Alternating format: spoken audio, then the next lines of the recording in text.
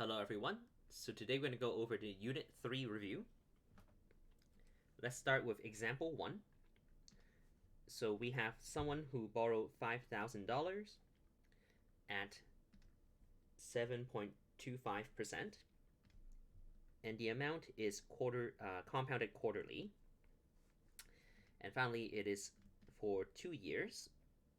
And it says here he will repay the loan in a single payment at the end of the term. So it says in part A, what amount will be due and how much of it is interest. So let's set up our Tvm solver.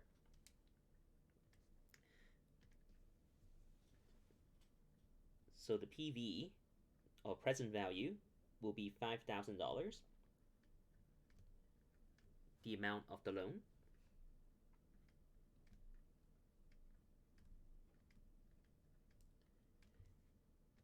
And the interest rate is 7.25%.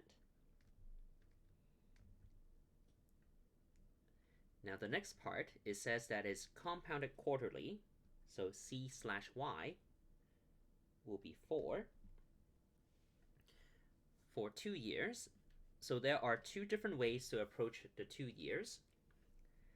Notice on the right here, it says that N and P/Y are paired together and should have matching units. So what we can do is consider 2 years, and our P/Y will then be 1 for years. Alternatively, if we want P/Y and C/Y to match, then this will be 4. Sorry about that. And N will be 2 times 4, which is 8.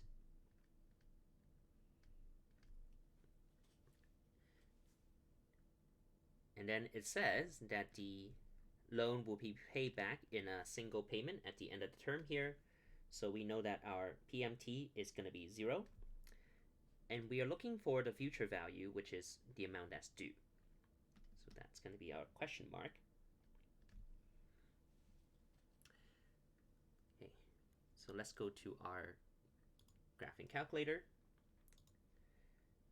So we have 7.25, 5,000 for the present value. And then here it is compounded quarterly. And we're solving for FV, the future value. And that will be $5,772.70. Okay, let's go ahead and write that down.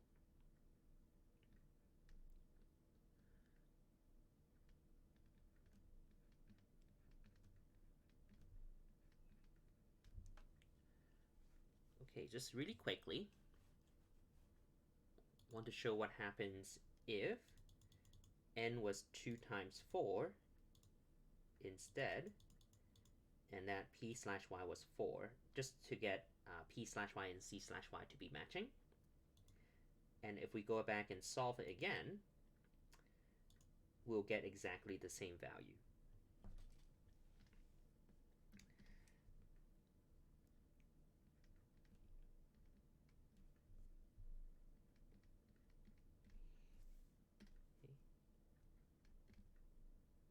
So long as careful considerations is given to N and P/Y and that they have matching units, either using N equals 2 or N equals 2 times 4 equals 8, as long as the P/Y value is corresponding to the right one, it will be okay. Okay, so part A, the amount due at the maturity date was, once again, $5,772.70. So that's the first part here.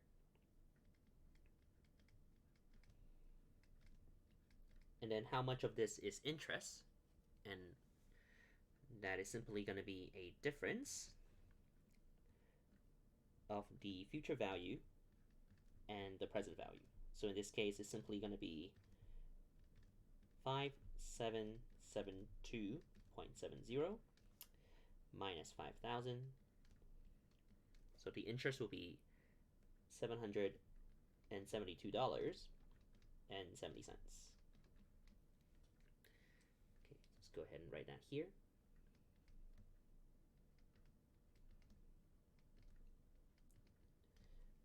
Okay, so in part B, the term, the interest rate, the compounding were all the same, but there are going to be regular monthly payments over the 2 years instead. So let's look at how things change here. So some of the numbers are going to carry over, like it says here. The interest rate is going to carry over from part A. The term, okay, let's not do that yet, is the same amount of money, so PV will be $5,000 here as well.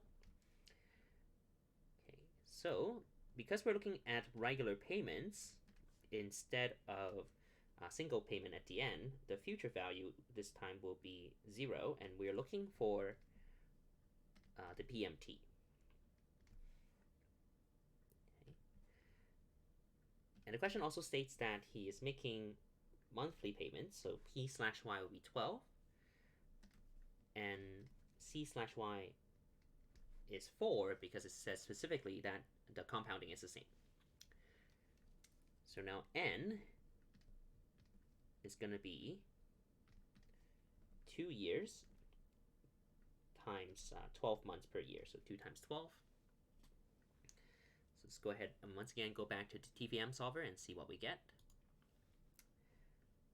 So this is going to be 2 times 12, so 24. We're going to change the future value to 0. And then here we have P/Y is 12 and C/Y is 4. Okay, notice whenever P/Y is changed and then we move away from it, C/Y will automatically change to correspond to whatever we put in for P/Y. So again, here, let's say we put in 12 and then we just move away. We get 12 here as well, but we don't want 12, we want 4. So make sure we change it back. And now we can go to PMT, so alpha, and then solve.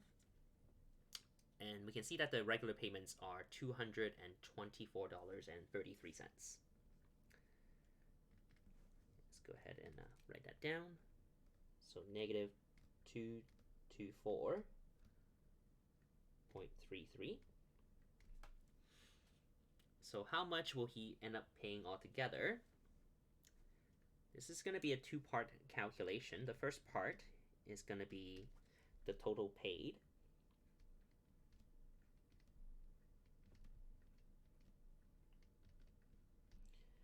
Which is going to be 24, the number of months, multiplied by the monthly payment of $224.33. And that will give us, let's go ahead and use a calculator for this part as well. So 24 times 224.33. Right.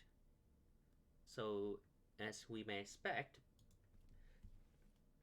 the amount will be lower than in part A. So in this case, we have $5,383.92. Because of course, by making monthly payments, the principal that's owed gets lowered sooner, and not all of the amount owed is generating interest, and so the total paid will be less. And there's now a second part. So just like before, we're looking for the interest.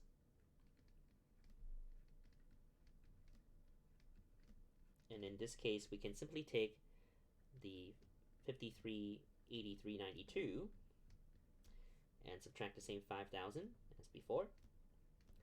And we can see that the interest paid is going to be $383.92.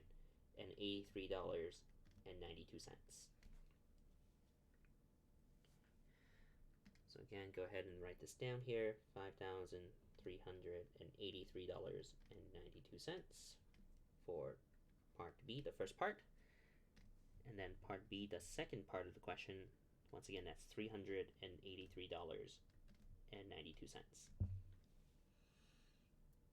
Okay. All right. Let's move on to example number 2. So this time around, we know what the future value is going to be because Allison wants to repay no more than $15,000. So here we're going to put in negative 15,000. And the reason why this is negative because Allison will be paying that amount back. So anytime money is paid, it will be negative. All right, next. Single repayment for 4 years.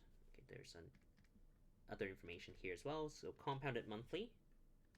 So this will give us 12 here. Interest rate of 5.5%. So that's goes here.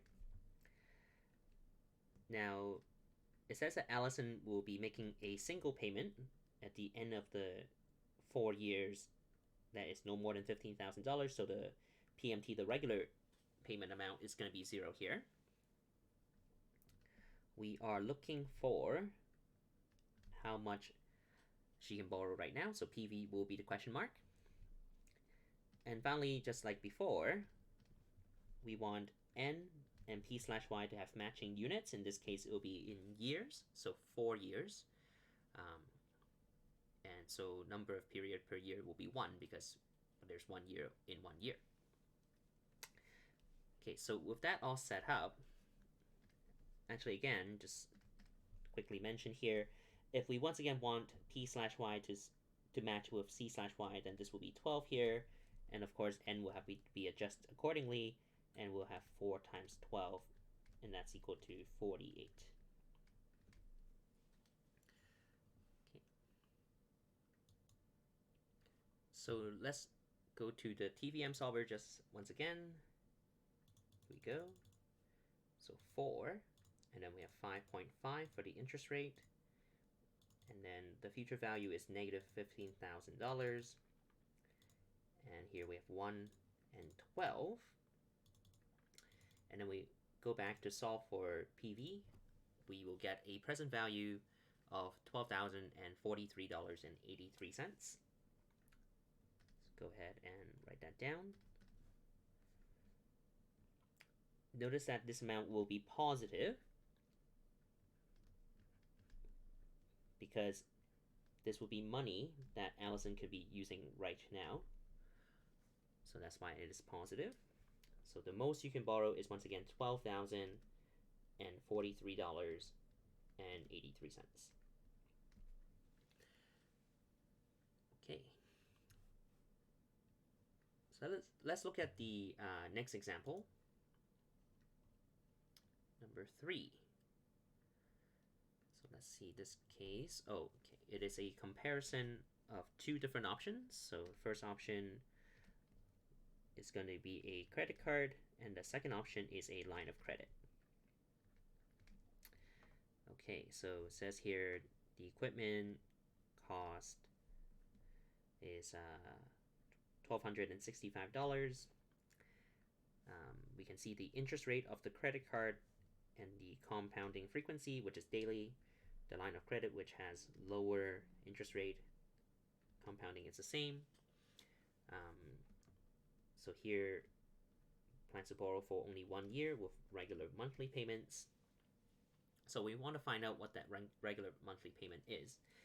Now, here's an important part of the question, and that is the credit card comes with an introductory offer of 3% off the first purchase.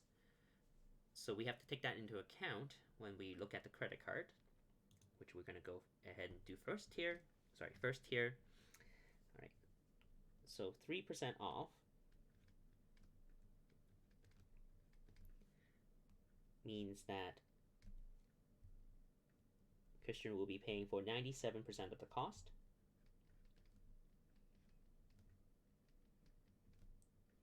Okay. So what that means is the present value is going to be $1,265 times 0.97. And that's how we get 97% of the purchase price of the item. So next we have the interest rate of 14.5%. He's making 1 year's worth of regular monthly payments, so this will be 1 times 12. We're looking for the payment amount, so this will be question mark here. Of course, at the end, he will know he will no longer owe money, so future value will be 0. And so payments per year there are 12, and the number of compounding periods is 365, the number of days in the year. Okay, so let's also look at the line of credit. So here we also have 1 times 12. The interest rate is lower. The present value, however, is just going to be 1265. Once again, looking for the PMT. Future value is 0, and then we have 12 and 365 just as before. Okay. So we're going to see whether this 3% off is worth the higher interest rate. Okay, let's go back and go here. 1 times 12, of course, is just 12. The interest rate is 14.5%. And here we have 1265 times 0.97. Let's go ahead and write that down as well. This is going to be $1,227.05.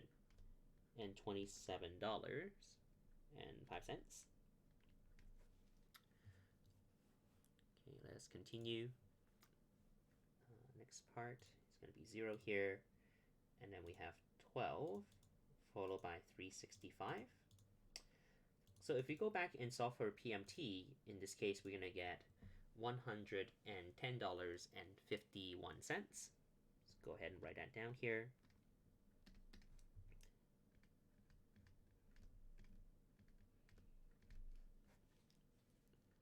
Okay. And then let's look at the right hand side. So a lot of it is the same, except for the interest rate is 6.8%. The present value is the full $1,265. And we're just solving for, once again, the PMT.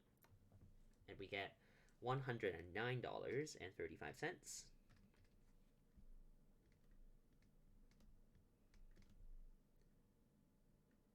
Okay, so he should use his line of credit because it has a lower monthly cost. Not by a lot, but still.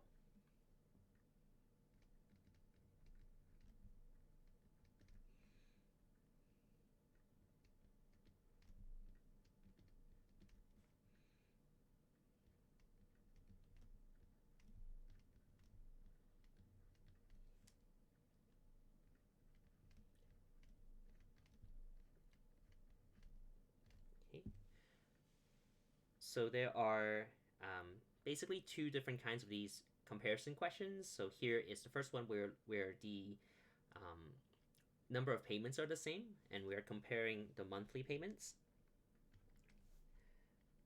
The alternative question would be, we can be given what the regular payments will be, and when we determine which one of the n values is greater, and that's the one that takes longer to pay back.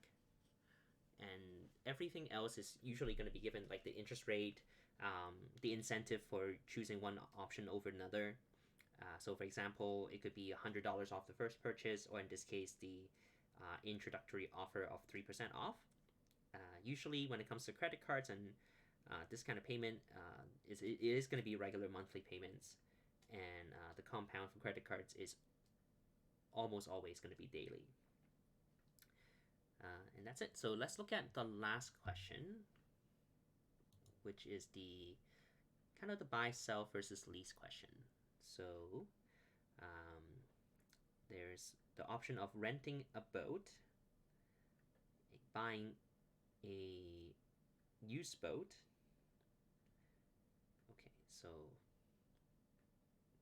we are making 3 options, so either renting daily, weekly, or buy used. Okay.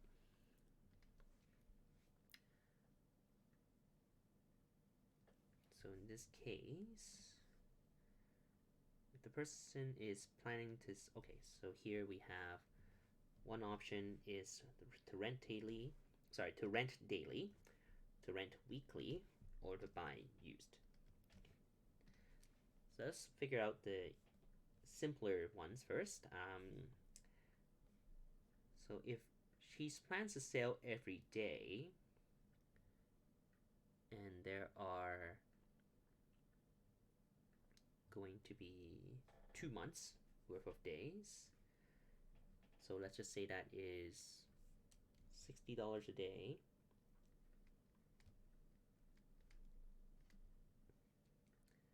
And let's just say these were summer months, so that would be 62 days.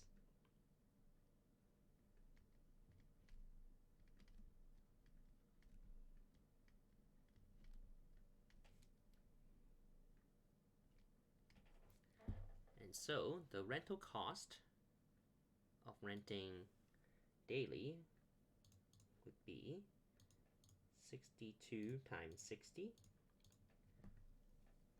which is going to be $3,720. Okay, second is to rent weekly. So basically this would be 9 weeks. So this would be $375 per week times 9 weeks. Again, if it is 62 days in the summer, then that's going to be 1 day short of 9 weeks. So, but if she's renting by the week, then it has to be 9 weeks. Okay, so let's look at how much this will cost. And that would be $375 times 9. Okay, so $3,375. So that's already cheaper than renting by the day. Let's look at the buying the used boat plan. So here it says a 6-month bank loan and with monthly loan payment. So this would be 6. What else do we know? We know that the interest rate is 5.2%, so 5.2. The boat is going to cost her $2,200, so here we are. Regular payments, and of course 0 future value at the end. Monthly payments, and it is compounded monthly, so both 12 and 12 here. So notice that we have n equals 6, but p/y is equal to 12 because both of those are being counted in months. It is a 6-month bank loan, and there are 12 months in a year. Okay, so at any rate, let's solve for PMT. Let's go back to our Tvm solver. So we have 6, 5.2, 2,200, and then both the last two values are 12s. And so Erin will be making regular monthly payments of $372.25.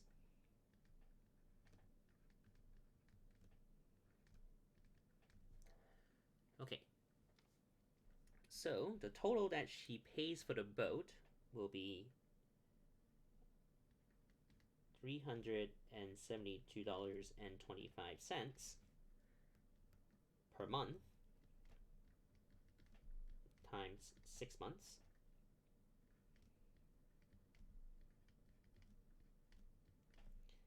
And that will give us a total paid of $2,233.50.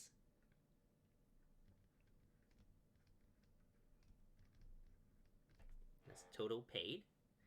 Now, the boat depreciates in value by 25% every year. So we assume that by the time she sells it, it has depreciated by that amount already. So we're going to take the value of the boat, original value of the boat, and multiply it by 0.75%. Sorry, 0.75. Sorry about that. So the resale of the boat is going to be worth $1,650.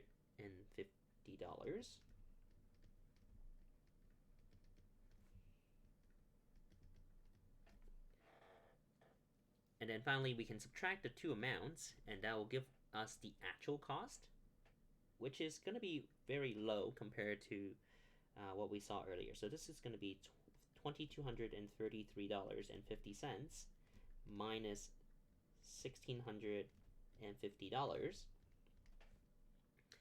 and the actual cost will be $583.50.